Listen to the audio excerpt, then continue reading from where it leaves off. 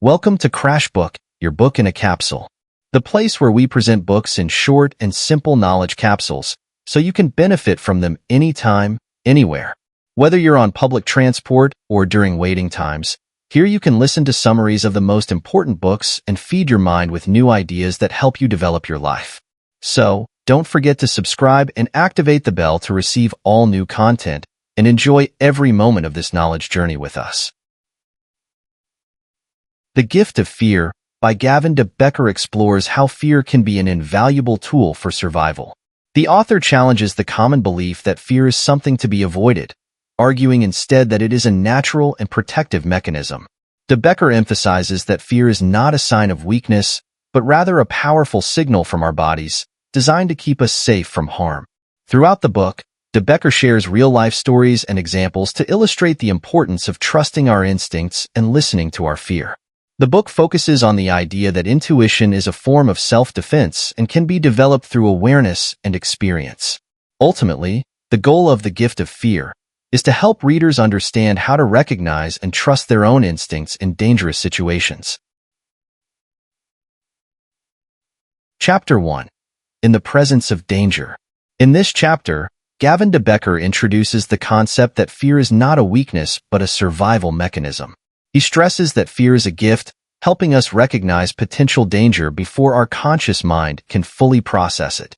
The chapter describes how fear manifests through subtle signals from the environment, such as body language, tone of voice, and other cues. De Becker emphasizes that these signals often trigger an intuitive reaction that alerts us to threat, even when there is no clear, logical explanation. The story of Anne illustrates this concept. Anne's gut feeling told her that something was wrong with a man she met at a party, and she trusted her instinct, leaving the situation before the man became a threat. The chapter stresses that fear should be embraced as a protective tool, not dismissed as irrational or overblown. De Becker argues that our society often teaches people to ignore fear, leading to dangerous situations. People who ignore their intuition may find themselves in harmful circumstances. Fear, according to De Becker, is a physiological response designed for survival. It helps people react quickly and protect themselves. He also emphasizes that understanding and accepting fear can lead to better decision-making, especially in high-risk situations. The chapter concludes by reinforcing that fear is a natural, protective instinct and should be respected rather than feared. Chapter 2. Technology of Intuition. This chapter focuses on how intuition works as a tool for survival. De Becker explains that intuition is not a mystical or emotional response, but a biological reaction based on accumulated experience and pattern recognition. Intuition is described as the brain's ability to process vast amounts of information quickly, often without conscious thought. De Becker elaborates on how intuition helps us identify threats through the recognition of subtle cues and patterns in behavior that our brain stores. He discusses the difference between gut feelings and actual knowledge, highlighting that intuition is based on subconscious pattern recognition, not irrational fears. The chapter includes real-life stories where intuition prevented harm. One such story is about a woman who felt uneasy about a man she met, even though he didn't display overt signs of danger. She trusted her intuition and avoided harm. De Becker argues that the ability to trust one's intuition can be honed by paying attention to one's feelings and reactions, and by learning to distinguish them from ordinary anxiety or fear. The chapter also highlights the role of experience in sharpening one's intuition. People who have been through dangerous situations tend to develop stronger, more accurate intuitions. De Becker explains that intuition is a tool that works effectively when we are alert to it, and when we trust it without second-guessing ourselves. He reminds readers that intuition is a practical, real tool that can be life-saving when developed and used correctly. Chapter 3. Survival Signals. In this chapter, De Becker explains the importance of recognizing survival signals that our bodies and minds send us in potentially dangerous situations. These survival signals are subconscious messages that alert us to threats we may not consciously recognize. They include physical signs such as sudden tension, rapid heartbeats, or feelings of unease. De Becker underscores that these signals are not to be ignored or dismissed. They often precede conscious thoughts and are connected to a deep, biological survival instinct. The chapter includes examples of people who failed to recognize these signals and found themselves in harmful situations. These stories emphasize how ignoring fear can be disastrous. One example involves a person who felt uncomfortable around someone but dismissed the feeling as being paranoid. Later, the person realized they had missed important warning signs. De Becker explains that survival signals often appear in the form of gut feelings, changes in body temperature, and nervousness. These are all physical reactions that are linked to our subconscious awareness of danger. The chapter emphasizes the importance of paying attention to these signals, even when they seem vague or unclear. Trusting these sensations is crucial to avoiding potential harm. He also discusses how many individuals often misinterpret these signals, thinking they are just overreacting, but De Becker encourages readers to trust their body's responses. The chapter concludes by emphasizing that survival signals are an integral part of our instinctual defense system, and learning to read these signals can help keep us safe. Chapter 4. The Pre-Incident Indicators. In this chapter, De Becker introduces the concept of pre-incident indicators, which are behavioral patterns or signals that often precede violent or threatening actions. He explains that these indicators are not always obvious, but they can be crucial in recognizing danger before it escalates. De Becker provides examples of how certain behaviors, such as someone making unsolicited contact or displaying overly persistent or aggressive behavior, may indicate that something is wrong. These signs often involve changes in a person's behavior or demeanor that can be detected through careful observation. The chapter explains that pre-incident indicators are often overlooked because people tend to dismiss them as unimportant or insignificant. De Becker emphasizes that understanding these indicators can help individuals avoid harm, as they allow people to make decisions based on intuition rather than solely relying on logical reasoning. He goes on to highlight that many people have been able to avoid dangerous situations simply by recognizing these pre-incident indicators and removing themselves from potential threats. The chapter includes the story of a woman who noticed a man at her workplace displaying troubling behavior. Despite his charm, she trusted her instincts and avoided being alone with him, which later proved to be a life-saving decision. De Becker argues that by learning to identify these early signs, individuals can avoid becoming victims of violence or manipulation. The chapter concludes by stressing the importance of developing an awareness of these behavioral indicators, as they serve as early warnings that can be used to avoid danger. Chapter 5. The Power of Prediction. This chapter delves into the power of prediction, arguing that intuition is a form of prediction based on our ability to recognize patterns. De Becker explains that the human brain is incredibly skilled at recognizing patterns in behavior and using these patterns to predict future actions. The chapter outlines how intuition helps people predict potentially dangerous situations by recognizing patterns of behavior that may signal an impending threat. De Becker shares stories of individuals who successfully predicted danger by trusting their gut feelings and acting on them. One example is about a woman who felt uneasy about a man she had just met. She noticed certain behaviors that made her feel uncomfortable, and she trusted her intuition to keep her safe. The chapter emphasizes that predictions based on intuition are not always conscious or logical, but they are deeply connected to past experiences and learned patterns. De Becker explains that these predictions are often formed by subconscious processing, and they can be incredibly accurate even if there is no clear, visible sign of danger. The author also discusses how these intuitive predictions are not limited to threats of physical violence, but can also apply to other forms of danger, such as financial fraud or emotional manipulation. The chapter concludes by emphasizing that predictions based on intuition are valuable tools for self-protection, and learning to trust them can help individuals navigate complex, potentially dangerous situations. Chapter 6. The Role of Violence. In this chapter, De Becker discusses the role that violence plays in human behavior and how it is often misunderstood by society. He explains that violence is not as unpredictable as people often think, and there are certain behavioral cues and patterns that can predict violent behavior.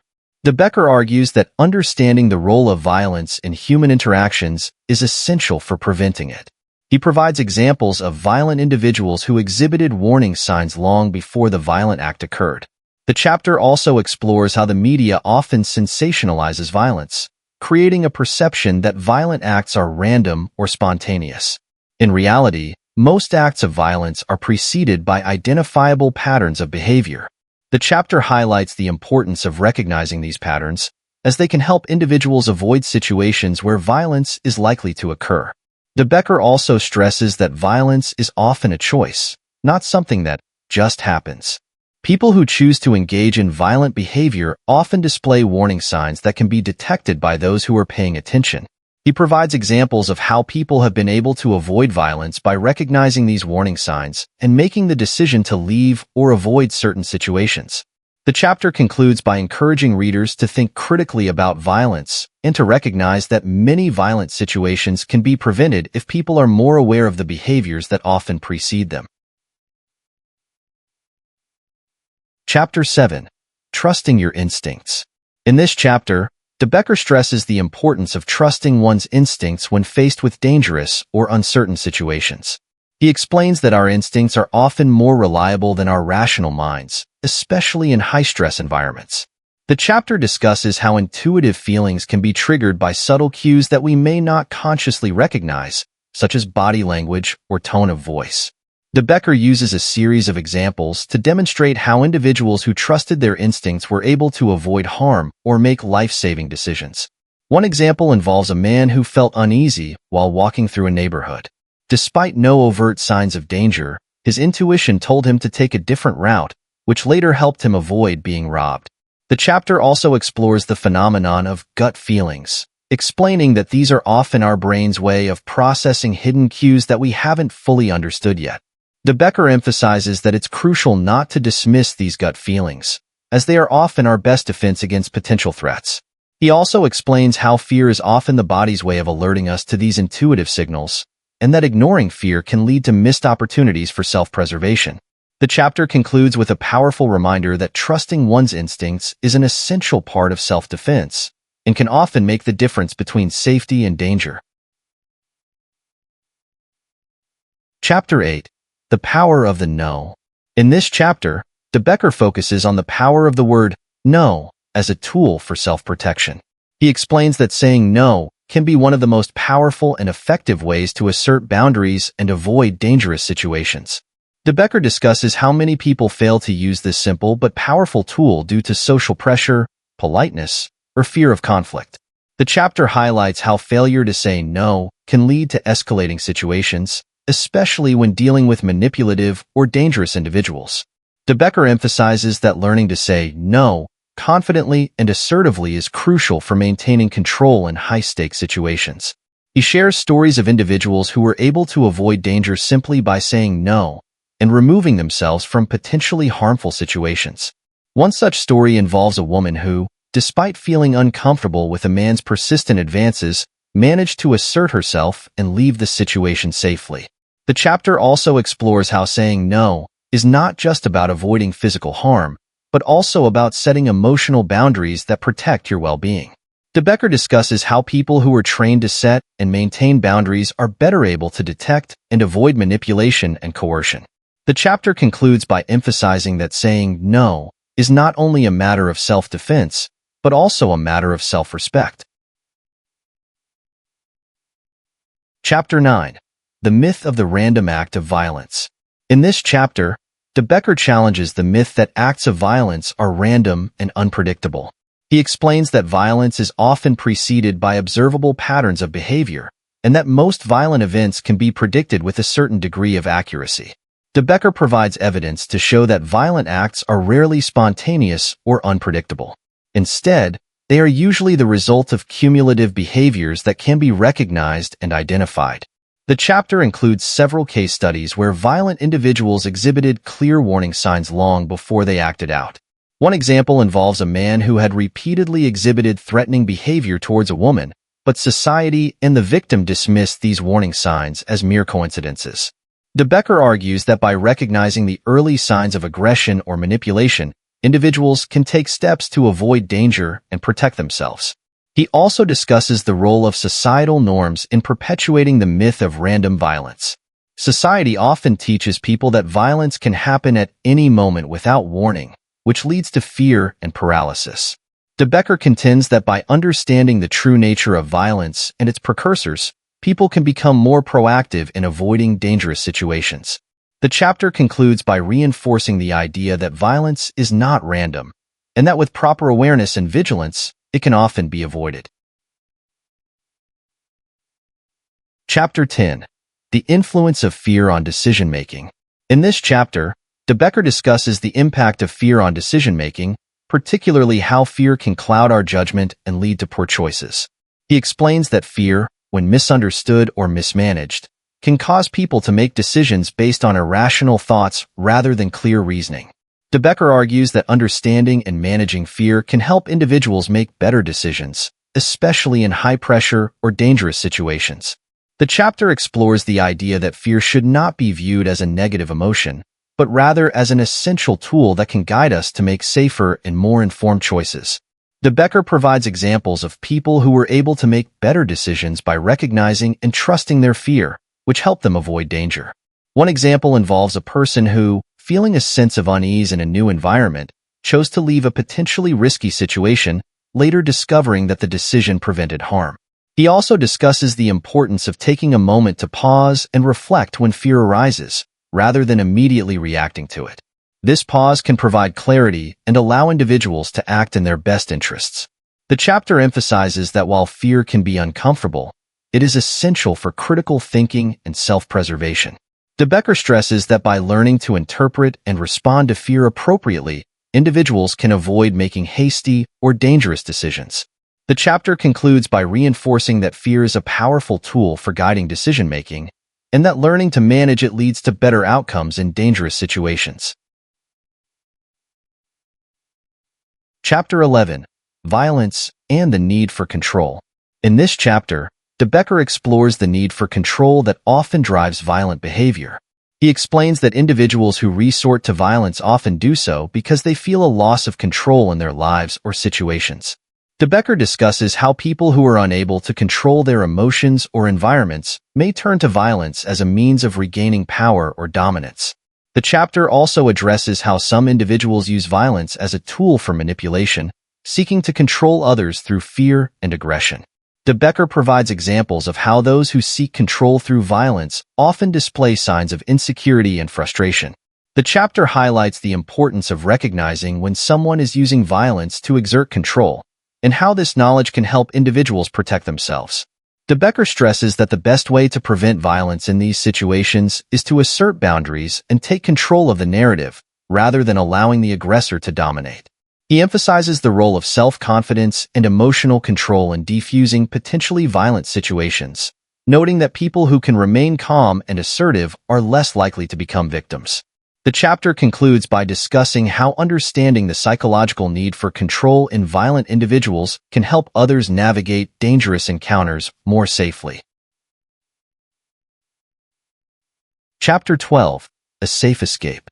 In this chapter, De Becker discusses how to escape dangerous situations safely and effectively. He provides practical advice on how to create an escape plan, whether it involves leaving a physical location or breaking free from a harmful relationship or situation. De Becker explains that having a clear escape strategy is essential for maintaining control and ensuring safety when confronted with violence or danger. The chapter explores various methods of escape, including how to recognize safe exits, communicate with others for assistance, and maintain a calm and strategic mindset during a crisis. De Becker also discusses how the act of leaving or distancing oneself from danger is often the most effective way to defuse a violent or threatening situation. He provides examples of people who were able to escape dangerous situations by staying calm, making quick decisions, and taking deliberate actions to get to safety. One such story involves a woman who, while walking to her car late at night, noticed someone following her. She trusted her instincts and changed direction, avoiding a potentially dangerous encounter. The chapter emphasizes that escape does not always mean physical distance. It can also involve using verbal tactics to de-escalate or assert control over the situation. De Becker stresses that the ability to escape, whether physically or emotionally, is a critical skill for self-preservation and survival. The chapter concludes by reminding readers that having an escape plan and the courage to act on it can save lives in dangerous situations. Chapter 13. The Most Dangerous Risk. In this chapter, de Becker explores the concept of the most dangerous risk, which refers to situations where people underestimate or ignore the warning signs of danger. He explains that the most dangerous risk is not necessarily the immediate threat, but the failure to recognize or act upon the subtle cues that signal danger. De Becker emphasizes that people often make the mistake of underestimating the potential for violence or harm in certain situations, thinking it won't happen to them.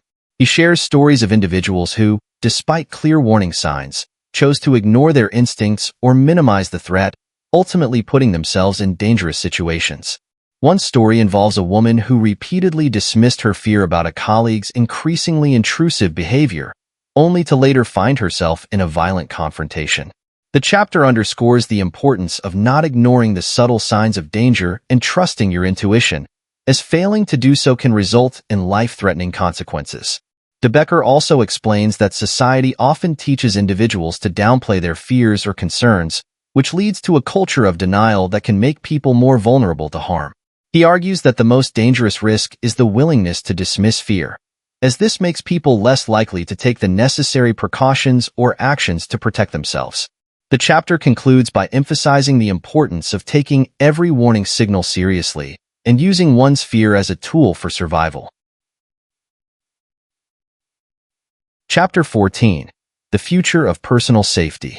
In this chapter, de Becker discusses the future of personal safety, focusing on the evolving threats and the tools individuals can use to protect themselves in an increasingly complex world. He explains that personal safety is not just about physical protection, but also about understanding the psychological and emotional dynamics of threat. De Becker argues that the future of personal safety lies in education and awareness, equipping people with the knowledge and skills they need to recognize danger and respond effectively. He highlights the importance of recognizing that threats are not always physical. They can also be emotional, psychological, or manipulative in nature. The chapter explores how technology and social media have created new challenges in terms of personal safety, making it easier for people to manipulate, stalk, or intimidate others. De Becker discusses how people can use technology to their advantage, such as utilizing security apps or learning how to protect their digital privacy to ensure their safety in an increasingly connected world. He also emphasizes that individuals must remain vigilant and proactive in their safety practices, staying educated about potential threats and honing their instincts to detect danger. The chapter concludes by reminding readers that personal safety is a lifelong responsibility and that the more proactive and informed a person is, the better they can protect themselves in the future. Chapter 15. The Gift of Fear. In the final chapter of the book, de Becker reiterates the core message of the book, that fear is not something to be avoided or feared, but rather a valuable tool for self-protection. He emphasizes that fear is a gift because it helps people recognize potential threats and react in a way that can keep them safe. De Becker reflects on how society often views fear as a negative emotion, but argues that fear is an essential part of our survival mechanism. He encourages readers to trust their instincts and embrace their fear, as it is a natural and necessary response to danger. The chapter includes stories of individuals who trusted their fear and, in doing so, avoided harm or even saved their lives. One story involves a man who felt uneasy while driving in a neighborhood. His fear told him to turn around, and later he learned that a dangerous situation had been unfolding right where he had been. De Becker explains that people who understand and respect fear are less likely to become victims of violence, manipulation, or harm. The chapter concludes by urging readers to view fear as a protective force and to recognize that it is a part of their innate ability to stay safe in the world. The final message of the book is clear. Fear is not the enemy. It is the gift that allows us to avoid danger and protect ourselves in an uncertain world. Conclusion. Embracing the gift of fear. As the book concludes, de Becker reiterates the central theme that fear is not something to be feared or suppressed, but something to be embraced and trusted. Throughout the book, de Becker has shown how our intuition and fear instincts are vital tools for self-protection and survival. He emphasizes that the gift of fear allows us to navigate the complexities of human behavior, detect danger early, and make better decisions to protect ourselves. The conclusion urges readers to trust their gut feelings and not dismiss fear, as it is often the key to recognizing hidden threats before they escalate into danger. De Becker reflects on how society has conditioned people to view fear negatively, teaching them to ignore or suppress their instincts. But in reality, fear can be one of the most powerful allies in avoiding harm. The chapter wraps up with a powerful call to action, encouraging readers to change their perspective on fear, to embrace it as a survival tool, and to listen to it whenever it arises. De Becker concludes by expressing that the gift of fear is a precious resource that can help everyone avoid becoming a victim, and with it, individuals can feel empowered to take control of their safety in any situation. Ultimately, the message of the book is clear. Trust your instincts, respect your fear, and let it guide you towards safety and self-preservation in a world full of potential threats. If you found this summary valuable and insightful, please consider liking the content, sharing it with others who could benefit, and subscribing for more in-depth summaries of impactful books and life-changing ideas. Your support helps us bring more helpful content that empowers you to make better decisions and live a safer, more informed life. Don't forget to share this with friends and family who might benefit from the wisdom found in the gift of fear. Stay safe, trust your instincts, and remember, fear is not your enemy, it's your gift.